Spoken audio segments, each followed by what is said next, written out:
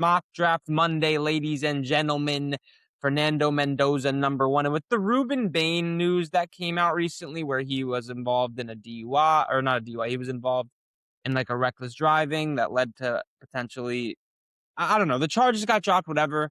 But NFL teams have known about this for a little bit while. I think you can kiss Ruben Bain at 2 goodbye, despite I think he is more polished of an edge rusher than David Bailey and Arvell Reese. I think it's pretty locked in. The Jets are going Reese or Bailey at 2. I think they're going to go Reese. I think all of this David Bailey stuff we've seen over the past week, 2 weeks has been smoke. And I think Arvell Reese was always the guy. He has a really, really high ceiling, elite football IQ, can play off the ball. He's not going to produce right away, but the Jets don't need production right away at the edge position. He's an elite athlete. And although David Bailey has really, really good speed power combo, good counter moves, really good setting the edge in the run game, more polished of a player than Arvell Reese, his ceiling is nowhere near the level of Arvell Reese's. And David Bailey struggled against Ian Eckler out of Arizona State, the tackle. He wasn't exactly dominant against Spencer Fano and Caleb Lumu again in the Utah game, although he did have some really, really good reps in that game. I don't want to call him a spin move merchant, but like a lot of good speed. He's really good closing speed, really good finisher around the quarterback as well. It's very rare you see a quarterback like shed him. But either way, Arvell Reese produced against some better comp, I would say, although it didn't really, like, it tailed off a little bit. His sack production, his pressure rate in the back half of Big Ten play once they started playing some of the better teams. And then in the college football playoff, like the sack production still wasn't there, but he was still finding ways to impact the game positively. And his ceiling is just too high for the Jets not to take him. I think they go Arvell Reese at 2. And then if you are the Cardinals, I don't think there's a tackle in this class good enough to go in the top 5. I really don't. And David Bailey is just such a polished pass rusher, such a polished player on the end where you can put him aside Josh Sweat, who has 3 more years on his contract, with Walter Nolan on the interior. They'll need another guy on the interior as well, like bring back a Calais Campbell or somebody, just a stopgap to have a 4th guy on the interior of that defensive line. But then you have Walter Nolan, I was really high on coming out, really good run stuff for Ole Miss last year. Didn't play a whole lot for Arizona, but when he did play, he was really good. If he can stay on the field, then David Bailey, Josh Sweat with Will Johnson, Buda Baker's fossilizing, but then all of a sudden they have some nice young pieces they can build around going forward with the LaFleur era in Arizona. So I think David Bailey here to Arizona would be really awesome. And then at 4, Jeremiah Love is the best football player in this draft. And that's not a crazy take. That's a take you're going to be seeing a lot of people have, or a lot of people have had. But he's better than Ashton Genty. He's just as good of a prospect as Bijan and Saquon. He just had another running back in his backfield that had 6 yards of carry in Jadarian Price. He's elite catching passes out of the backfield. He can run through your face. He can run away from you. He can hit you with a spin move. He can jump over you. He lined up in the slot. There's a rep in the slot against Arkansas. I've talked about this rep a million times, but it's just it speaks volumes of how versatile of a player he can be. And I was talking to my friend Max about this. Shout out Max. And if there was like a wins above replacement metric, which is way easier to track in baseball because it's so much more analytical with each individual position player. Like, it's hard to track how many wins above replacement, which is like how much, like the 0 would be you're an average player. You're about as I think. I mean, I still don't fully quite grasp it, but the higher your WAR, the more you impact winning.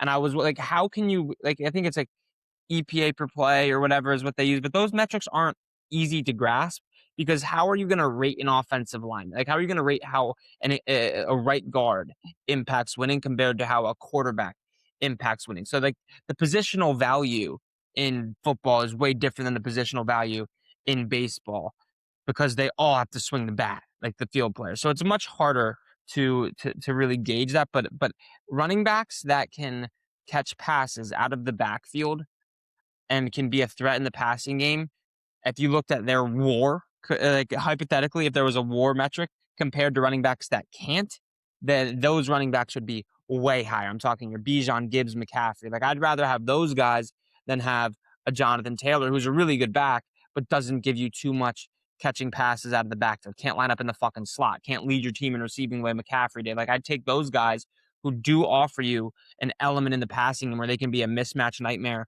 for linebackers, for some safeties in the slot out of the backfield. That's just a whole nother aspect of your game. And Jeremiah Love can do that at an elite level. and they don't have a lot of playmakers for Cam Ward. Get him a guy in Jeremiah Love who can give you some stability in the run game as well, but also be elite catching passes out of the backfield. So Jeremiah Love to the Titans at 4. And I don't know why we haven't been seeing a lot of Mansour Delane to the Giants at 5 in a lot of mocks. They need a cornerback desperately. I think Delane is an elite prospect. Very rarely did he get burned. He put some really, really good stuff on tape. Not only is he really sticky in coverage, but he does one thing that Jamal McCoy struggles to do, and that is he gets his head around the football and can make a play on the ball. And that's huge. Like, we'll get into Jamal McCoy later, but Mansour Lane, really good press corner, really physical too, embraces, like, really good tackler, isn't afraid of contact, doesn't shy away from contact, physical press man corner. The Giants desperately need a corner, and Delane is an absolute stud. Delane at 5. I've been seeing a lot of buzz of Carnell Tate to the Browns at 6. And although I think Jordan Tyson's the best receiver in this draft, Carnell Tate, Cleveland, big catch radius, big frame. You know he's going to stay on the field. And listen, I know I'm not ripping Jordan Tyson for his availability. It's like not like he's soft. It's like a broken collarbone or whatever. But I did see Todd McShay say something like he played 1 in every 3 games in his college career. I mean, it's just bad injury luck. I think he's going to be fine, and I would take Tyson over Carnell Tate personally. But I've just been seeing everybody and their mom say Carnell Tate to the Browns at 6. Keep him in Ohio, so we're gonna pencil that in here. Carnell Tate to Cleveland at 6. They go receiver, and I think that's fair with the Browns because if you look later, they're gonna have an early pick in the 2nd round. I think there's gonna be a lot of offensive linemen that they can go there, whether it's Pregnon out of Oregon, whether it's Ianekor out of Arizona State, who I was really impressed. I'm butchering his name, but I was really impressed with him against David Bailey and Texas Tech. Like, there's going to be guys in the 2nd round or in the late. I mean, they have another pick in the 1st round. Am I crazy? Yeah, they have another pick in the 1st round. I think right here is going to see a big stretch of tackles, whether it's Freeling, Caden Proctor. Like, there's going to be a bunch of guys here that the Browns could potentially snag. So I don't think it's crazy for Cleveland to make something happen here in the later rounds at the tackle position and go with Carnell Tate or Tyson or Lemon at 6. But I think undoubtedly they go tackle or receiver here. The Commanders at 7. The Commanders do need a wide receiver, and I would love if they paired Jordan Tyson up with Terry McLaurin and Jaden Daniels, but they also need help defensively. They signed Odafe Owe. I'm pretty sure they signed a safety too. My brain's getting a little bit hazy right now. Their corners aren't awful. They could use a CB2. Marshawn Lattimore stinks. I mean, Trey Amos still unproven, but he was good in his rookie season when he was on the field. So they could go Jamad McCoy here. But the best player on the board, I think without a doubt right here, is Caleb Downs.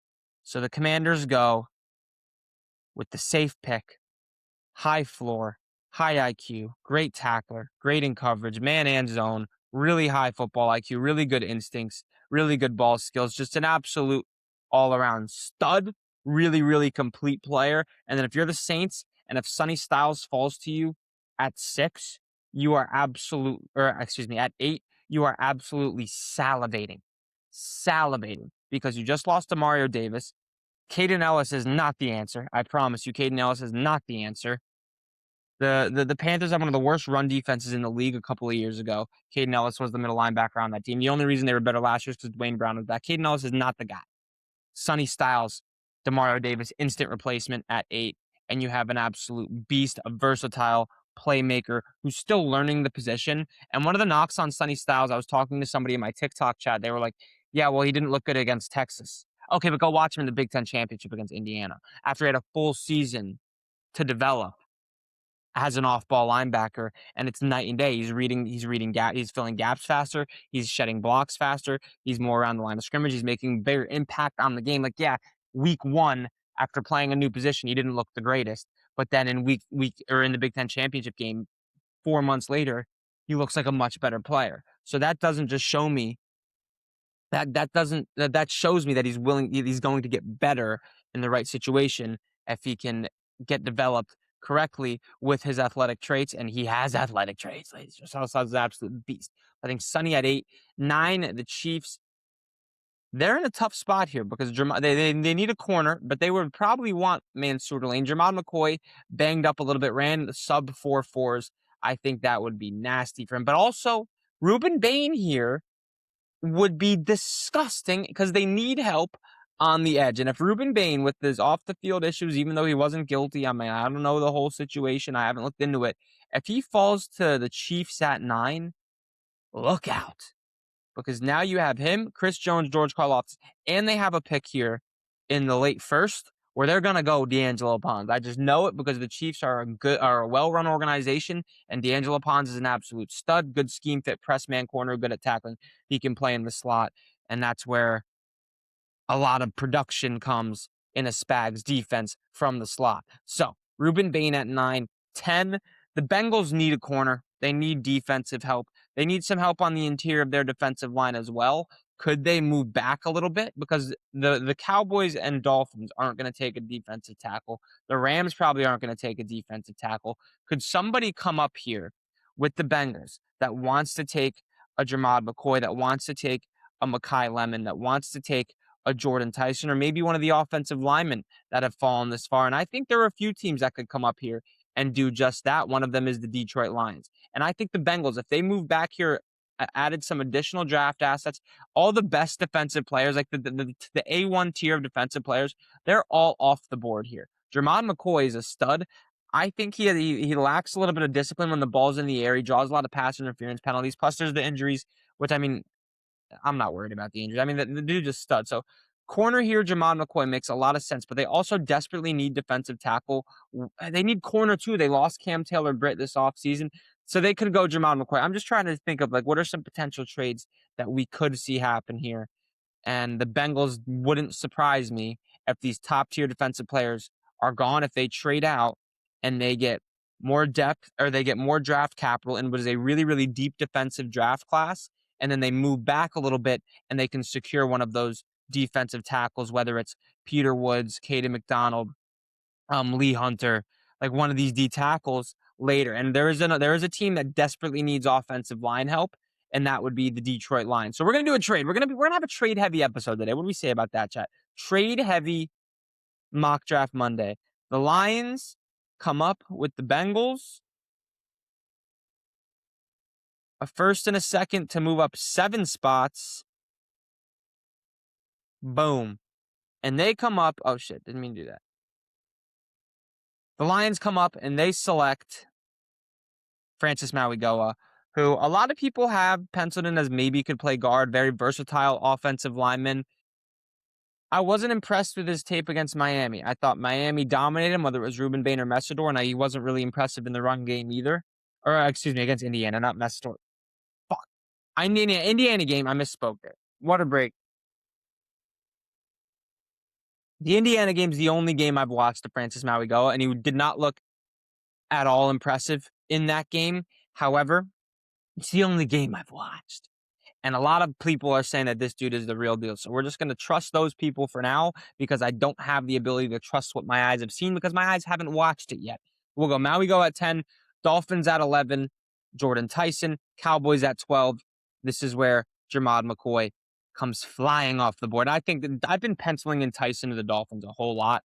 That would fucking terrify me, bro. I can't even lie. That would just terrify me. That would ruin my day, because I want that guy far away from my division. All right. The Rams at 13. I think there's a team that wants to shore up their offensive line and and just lock in, solidify that offensive line. And you look at the Ravens at 14 here, guys. They're going Olavide Ioane. The Jets want Olavide Ioane, and I would not mind this move whatsoever. The Jets get on the phone with Les Snead, Darren Moogie, Les Snead. They move up with the Rams.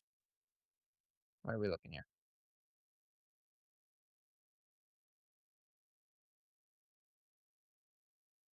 A third to move up 3 spots and get a guy who is arguably a top 5 player in this draft.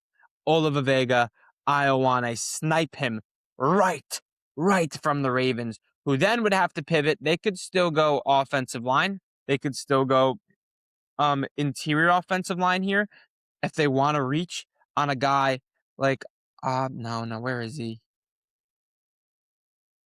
Emmanuel Pragnon, who I've ranked slightly above Chase Benantis, even though I think the best guard in this draft is Billy Schrauth out of Notre Dame. I think that dude's a fucking stud.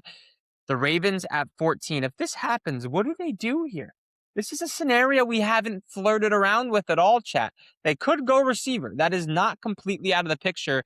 Get a running mate with Zay Flowers, another weapon for Lamar Jackson. They could go offensive line with a guy like Monroe Freeling, who's still really raw, but has some really good traits. He measured really well at the combine. Caden Proctor, similar, way more raw, but way better traits. They could go interior defensive line. They could go edge here. What would the Ravens do in this situation? That is a tough place to be if you're Baltimore. And now if you're looking, could there be a potential trade up here? Makai Lemon has plummeted down this board here, ladies and gentlemen. Could there be a team that comes up and snags a Makai Lemon? Could there be a team that still comes up and desperately needs some offensive line help, whether that's Cleveland, whether that's Philly? I mean, the Eagles' offensive line is not solidified. The Bears need a left tackle. Could there be some movement here at this point in the draft if Vega Ioane is off the board for Baltimore? I don't think it's totally out of the question. That being said, it's not like there's anybody at a premier position that has fallen far enough that I would be willing to trade up for and give additional draft capital for. Like Francis Mauigoa, if he's a top-tier offensive lineman, the way a lot of people have him tiered, you would move up for him. Although Vega Ioane, I think, is a top 5 player in this draft. I think the top 5 players in the draft, sidebar, top 5 players in this draft, Vega Ioane, Caleb Downs, Sonny Styles, Jeremiah Love. My brain went Jordan Tyson here, chat. My brain went, no, but it's not. It's David Bailey. Or no, it's Ruben Bain. Ruben Bain, David Bailey, Jordan Tyson, Carnell Tate, Arvell Reese, Mansour Lane. Boom, top 10 off the dome here. So could a team come up here? That's the question. I have not flirted with this at all. And you know what? The answer is no. The answer is no. When I think of the Ravens, where were the Ravens' struggles last year? Their cornerback play is awful. Their corners stink, which is more incentive for them to move back. Makai Lemon, they could use another receiver. It's Tez Walker. I think was Rashad Bateman a free agent? Did we resign Rashad Bateman? I don't remember. Oh man, I don't know here. I think Makai Lemon is a safe bet here. He's probably the best. I'd have him as the best player available right now. Him and like Lee Hunter, Peter Woods. Oh, and I did the wrong thing. Undo pick. They go Makai Lemon, Zay Flowers, Makai Lemon, Mark Andrews. That's a nasty. And Derrick Henry. Talk about weapons for Lamar. The Bucs at 15. I think they go with the most polished defensive edge rusher available, and that is Akeem Messador. The Rams, perfect scenario for them. They moved back to 16. I don't remember what I said. So I said perfect scenario, but I'm genuinely just talking bullshit here. What did I say the scenario was for the Rams to move back here? I don't remember. But either way, they could still use a wide receiver. I love Casey Concepcion.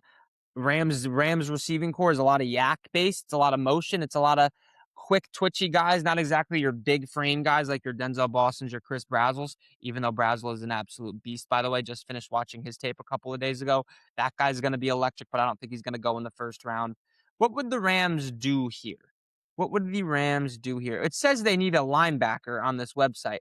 I don't see it that way because Nate Landman's a beast. It says they need an offensive tackle.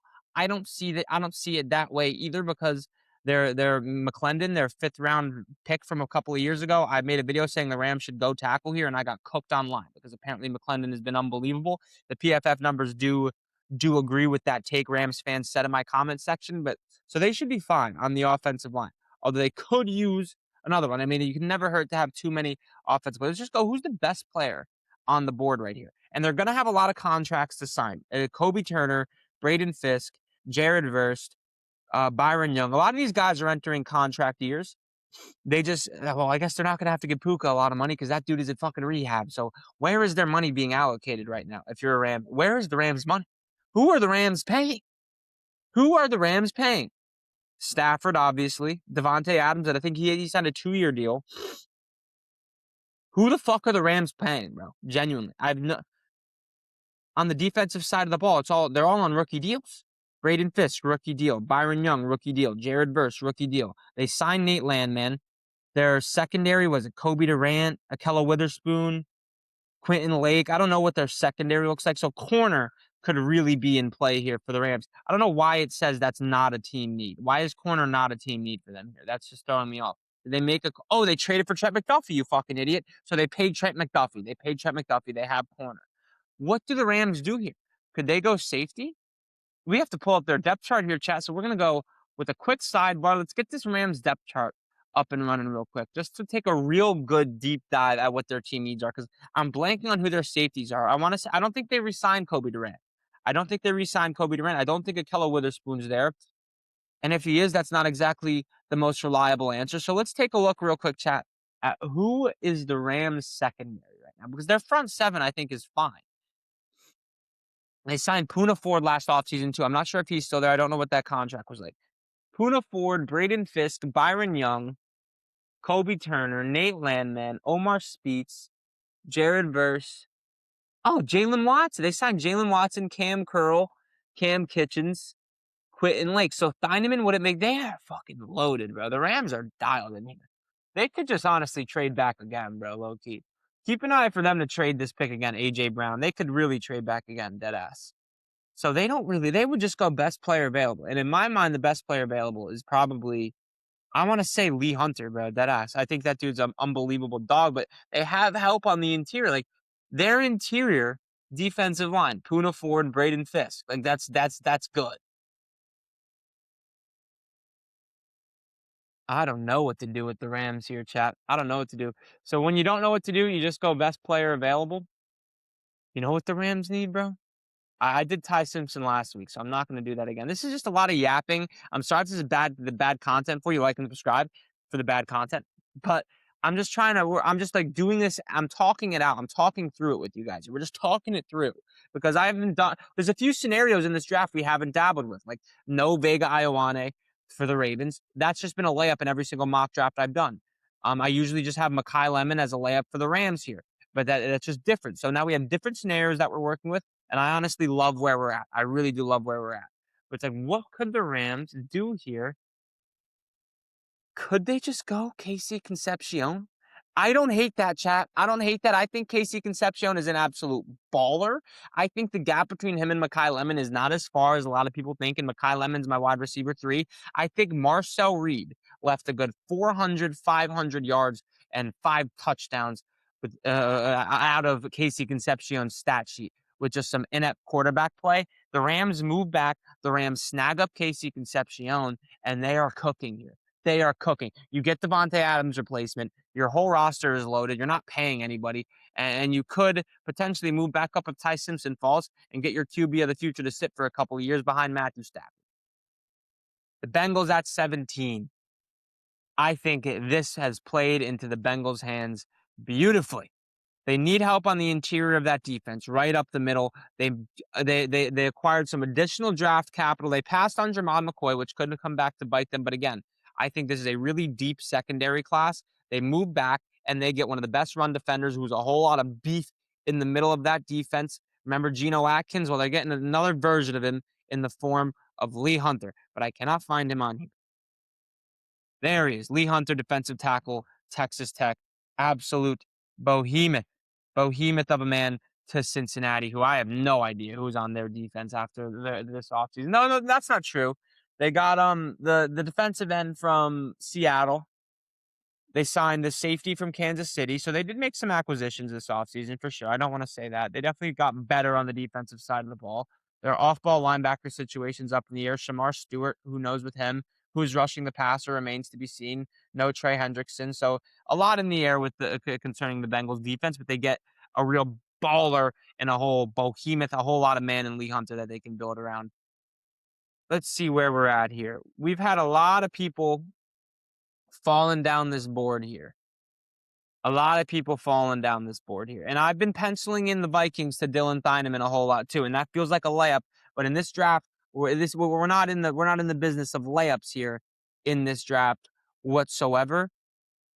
And I just finished doing my Kenyon Sadiq film watch, and I'll tell you what, he's really raw. He can be an instant vertical threat down the field. He has good ball skills. He stretches the field well. He can jump out of the gym. He can win contested catches down the field. He needs to develop as a route runner. He can't really break a whole lot of tackles. He needs to add another 10, 15 pounds His blocking is still a work in progress, but he will be an elite vertical threat instantly. And the Panthers are a team that could use a tight end. No disrespect to Jatavion Sanders. So the Vikings here, I've been penciling them in for Dylan Thieneman. I really have. Could somebody come move up and snag Kenyon Sadiq right in front of the Panthers, right out of the Panthers' jaws? That could be a possibility if they think he's going to go here. I wouldn't personally move up for Sadiq. I'm just reaching. We're not going to go Thieneman. We're not going to go Thieneman because the Vikings, I've just been penciling that in, and it seems like too much of a layup. So I'm not going to do it. We're going to change things up a little bit. They could go interior defensive tackle. They lost Javon Hargrave. They do have a pretty good defensive tackle that I'm forgetting the name of, though. And it's very schemy. Like, nah, fuck it. I mean, I just think that like Dylan Thieneman is too much of a layup here for the Vikings at their biggest need. Really high IQ, really productive, good athlete. And you got to be really, really smart to play in a Brian Flores scheme. I feel like that's just a layup for them. So we're going to do it. 19, the Panthers. Why does it say they need offensive tackle? They have Ike Ekwonu. They have Taylor Moton. Why does it say they need offensive tackle? That's just a lie and a crock of shit. And I wouldn't take Kenyon Sadiq here, or Kenyon Sadiq. I wouldn't do it. I mean, I just don't think he's close to hitting that ceiling. And the Panthers are a team that feels like they want to start winning now with all the moves that they've made. And you don't look to win now drafting a player like Kenyon Sadiq. He's a player that needs a year or two to develop. So I think the Panthers would go interior defensive line next to Dwayne Brown. You had Jalen Phillips. Just really beef up that defense. You signed Devin Lloyd, make it a point that we are going to stop the run.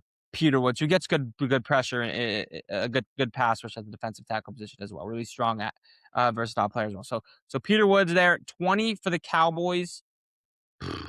These offensive linemen have just plummeted down the board. Are there any teams down here that need offensive linemen? I'm pretty sure the Bears need a left tackle. Let's go check out the Bears depth chart. Could they come up and snag a left tackle? Let's see. Because I'm pretty sure the Bears left tackle had some type of injury, like they need some like illness thing. Bear with me here for a second. Like Braxton Jones wasn't playing left tackle. It was Ozzie Trapillo, who was a 5th rounder, I believe. Correct me if I'm wrong here.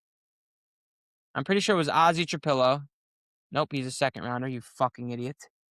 Bro, I swear they had... Okay, maybe I'm just losing my mind. So maybe they don't need a tackle. I'm trying to think because we have these tackles that have just plummeted down the board. And I think we're about to see a run on them. The Cowboys need a corner, but they could just... The Cowboys... Oh, no, they already took Jamal McCoy. Like, the Cowboys are in a spot where they... Like, these players on the board, they don't need any of these guys. They would rather move back... The Browns. The Browns come up and get a tackle. It's the Browns. This is perfect, actually. This is turning out to be really, really... I think I'm doing a good job. This is turning out really... The Browns need a tackle. They come up with Dallas.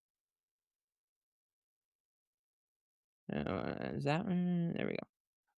The Cleveland Browns come up with the Dallas Cowboys, and they select who, in my opinion, is the best pass-protecting offensive tackle in the draft, Spencer Fano. And now the Browns have cooked. I'm not going to lie. Carnell Tate, my wide receiver too. Spencer Fano, probably my T1 right now, although I have to dive into the tape, obviously. You get a solidified edge run, or a pass protector on the outside. You get a perimeter receiver on the outside. And the Browns have cooked. The Browns have cooked for Shadosi. The Steelers at 21 have been one of the hardest teams to project all draft. They need a quarterback. They do need a quarterback. It's not Will Howard. Is Aaron Rodgers coming back? Who knows? But you can't throw Ty Simpson in there right away, especially when their offensive line is as inconsistent as the Steelers is. The Steelers also, they don't have an answer at offensive. Broderick Jones is not that good. Troy Fatuanu, he didn't play his rookie year. I'm not sure how we did this year. They lost Isaac Seumalo. Zach Frazier's a stud. I don't know who their other guard is. So their offensive line is up in the air. There's a lot of offensive tackle. There's a lot of tackle talent still on the board here. But I'm trying to think. What has McCarthy done in recent drafts? What has McCarthy done? Their defensive line is one of the best in the league. Like Derek Harmon was electric for them last year. They could use another, Yaya Black as their other defensive tackle, Cam Hayward, TJ Watt, Alex Highsmith, Nate Herbig. They've got guys, Peyton Wilson, their defense, Peyton Wilson and Patrick Queen. They also, Got dogs in the secondary, JPJ. They could use a safety, I guess, but they're Jalen Ramsey at free safety. So I think their defense is in a really, really good spot. They could just add to it some more with the beast on the interior next to Derek Harmon but they need help offensively. Could this be the spot where we see Kenyon Sadiq come off the board here? Could this be the spot? They have what? Pat Fryermuth. They didn't re-sign Jonnu Smith. They have Darnell Washington. They're a tough team to pick, man. They are a tough team to pick. I think Omar Cooper here would not be crazy either. But they do need a tight end. Pat Fryermuth ain't the answer. They could use an interior offensive lineman. Is it too early for a guy like Emmanuel Pregnon, for a guy like Chase Besantis on the interior? Possibly. Could you go with a Monroe Freeling or a Caleb Luma, especially a Monroe Freeling who needs some more development, and play him on the interior, or have a little position battle at tackle between him and Broderick, and whoever isn't good enough, they shift them inside? I think that could be a play. I think Ty Simpson is also a play here. But Kenyon Sadiq feels like a good bet for a Steelers team that should not be contending right away, despite having the highest paid defense in the league. They don't have a quarterback, bro. They don't have a quarterback. Get Kenyon Sadiq in here. I think this fits their timeline. He's going to need a year or two to really develop. I don't think this is a situation like Sam Laporta. I don't think this is a situation like Brock Bowers, or even, yeah, it's really Sam where the rookie tight end comes on and bursts onto the scene. He's going to need a little bit of development. The Chargers at 22, I think they're a prime trade back candidate. And you have some teams here. I don't think any of these teams really need offense. I don't know. The 49ers are a team that could really go offensive tackle here. I know Trent Williams had said he was going to re-sign there. This is what we'll do, actually. I do like this a whole lot, actually. The Niners are coming up here. We have tackles just plummeting down the board. The Niners are coming up with the Chargers. And they will take one of the most high upside players.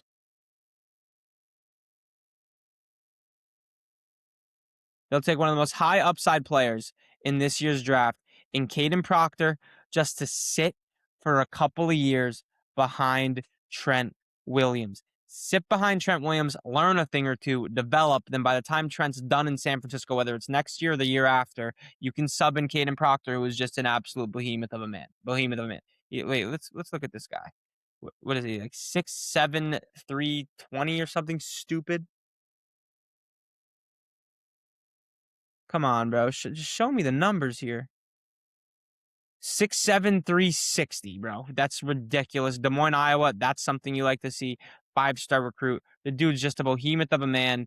A lot of technical stuff that needs improvement. He's a project for sure. What better way to develop a project than have him sitting behind Trent Williams, right? Eagles at 21.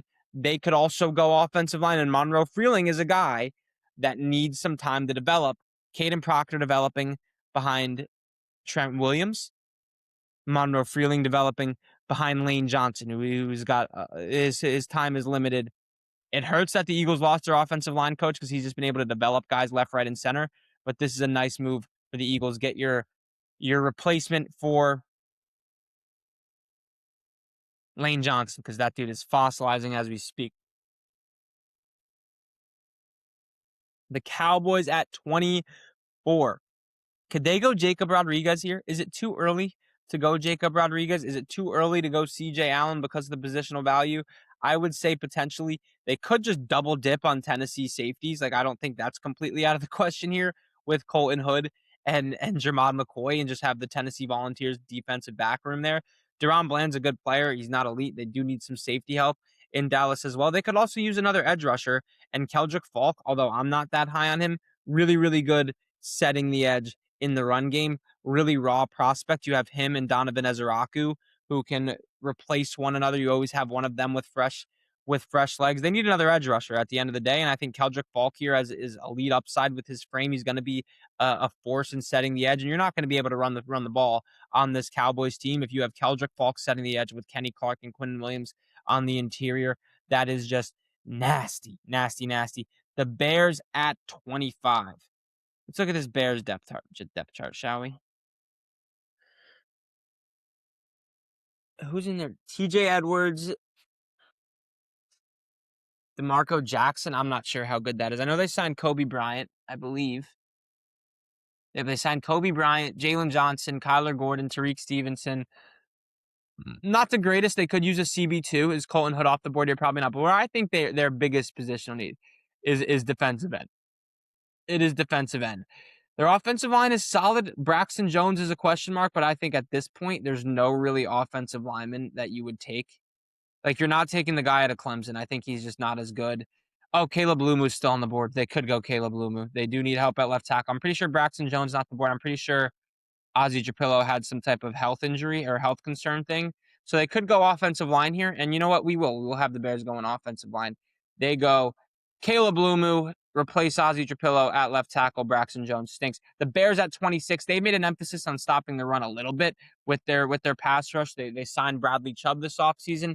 They need defensive tackle on the interior. They could also go edge rusher here, but I don't think there's a guy good enough. And I do think there's a defensive tackle on the board that you can throw next to Ed Oliver, and you'll get some good production in defending the run. The Chargers at 27, things have worked out pretty solid for them. I think they move back and they can snag one of their favorite corners on the board, whether it's Colton Hood, Brandon Cease, Avion Terrell, D'Angelo Pons. They get their pick of the litter, Colton Hood. Moving back, getting additional assets, and then getting Colton Hood is just nasty. The Texans at 28, they're going to go best player available. It says they need an offensive guard. Oh shoot, I forgot to switch the thing back. But either way, let's look at this Texans offensive line because Ariante Ursray at left tackle, Braden Smith at right tackle. Who's on the interior? Didn't they sign like Joel Bitonio or Kevin Zeitler? One of the veteran guards. I'm pretty sure they signed him in free agency. I don't exactly remember which one. Oh, Wyatt Teller. So I was wrong on both of them, but I was right in the principle. So they could use an interior offensive lineman here, and Pregnon is not crazy at this point. I also think they might just go best player available though. Like, they could use an edge. They could use an edge for the post Danielle Hunter days. I don't think that's crazy. They could also go receiver. I mean, I understand Nico Collins, Tank Dell. They could use a guy in the slot. Jalen Noel flashed a little bit. Jaden Higgins, not really. So the Texans could do a whole lot of things here, but also they could move back. And if I'm the Dolphins, or let's see, is there anybody that's fallen? That's really fallen? We could see Ty Simpson make an appearance here. We could see a Ty Simpson, somebody come up for Mr. Ty here. We could. That's totally not out of the realm of possibility. Huh. Who did I have the Dolphins taking? I think I had them Tyson, right? The Dolphins went Jordan Tyson. So the Dolphins could go corner here, but there might not be a corner. Like the corner they want, they might want to jump the Texans and get him, whether that's Brandon Cease, whether that's D'Angelo Pons. They might want to jump the Chiefs and get their corner. Huh. Tough spot here. The Texans are actually a really good, well-rounded roster. I think they could go defensive tackle, but all the best defensive tackles are off the board. I have not done my due diligence on Christian Miller as he's skyrocketed up board, so I don't want to pick him here without having a take on him. This is tough. I think they can go Pregnon. Oh, this is really tough. Jace Santos is a really good player, too. They ran right up his ass with Le'Veon Moss at Texas A&M last year. It's a tough spot for the Texans. I think they go BPA, and in my mind, the best player available right now is Omar Cooper Jr., and I think they agree with me here. Max Iannaccio is also a dog. Blake Miller, not really that sold on him. So could they go offensive tackle? Braden Smith's not going to be in the league forever, potentially. Christian Miller. I think Georgia defensive tackle, fuck it. I know I didn't have a take on him. Georgia defensive tackle skyrocketed up boards. That's enough for me. And then the Chiefs, I said it earlier. We're going to stand on it. D'Angelo Pons here. The Dolphins, Avion Terrell. Lock that in. 31, the Patriots, they need a receiver. They go and get Omar Cooper Jr. The Seattle Seahawks at 32, they could do a whole lot of fucking things. They really could. They could use some help on the interior. I remember the right guard last year was just awful. They could use corner. They lost some guys in free agency. There are some good corners on the board. They do need a running back as well in Jadarian Price. They could use an edge rusher. They actually have a decent amount of holes to fill. I keep forgetting to share the screen back. D'Angelo Pons, Christian Miller, this is where we're at. I keep forgetting to share the screen back, but we're going to share it back with the depth chart anyway. Let's just take one look at the Seattle Seahawks depth chart and see where they're at real quick, because I'm pretty sure they lost their most productive edge rusher, but they still have Leo Williams. They still have going to be in his third year now, defensive tackle that they drafted out of Texas a couple of years ago, one of the most unsung heroes on that Seahawks defense last year, whose name is escaping me right now. They lost Kobe Bryant, so they could go safety out of Toledo. They lost Tariq Woolen, but they still have Eamon Mori in that slot safety position. They still have Spoon at one corner. Who's their other corner? Who's their other corner? Is it Job?